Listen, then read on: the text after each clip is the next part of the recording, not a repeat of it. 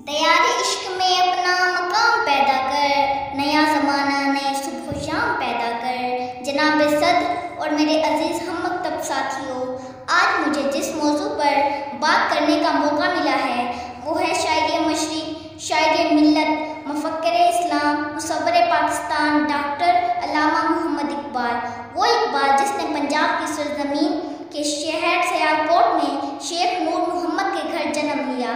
जब अल्लाह ताला किसी कौम पर एहसान करता है तो उसे तोहफे में इकबाल जैसे मर्द कलंदर अता करता है। हजारों साल नरगिस अपनी बेनूरी पे रोती है, बड़ी मुश्किल से होता है चमन में दीदावर पैदा। इकबाल जैसी हस्तियां हजारों साल बाद पैदा होती हैं। इकबाल एक सच्चे आशिक रसूल थे, वो मुबल्लिग इस्लाम थे, मुफक्किर पाकिस्तान थे। उन सब के साथ वो इस्लाम के सच्चे हमदर्द भी थे। गवा दी हमने असलाफ से जो मेरास पाई थी, सरिया से ज़मीन पर आसमान ने हमको दे मारा। वो वक्त के जब इंसानियत अंधेरे में गुम हो चुकी थी, मुसलमान गुलामी की जंजीरों में जकड़े हुए थे, तब अल्लाह ताला को बेबस मुसलमानों की बेबसी पर रहम आया। जिन मुसलमानों को इंसानों की मदद के लिए भेजा गया उनमें सरफहरिस्त थे अल्लामा इकबाल। अल्लामा इकबाल ने अपनी शायरी के ज़रिए सोई हुई कौम को जगाया, कमज़ोर और बेबस इंसानों को जीने का हौसला दिया, एक नई उम्मीद जगाई, पाकिस्तान का ख्वाब दिखाया।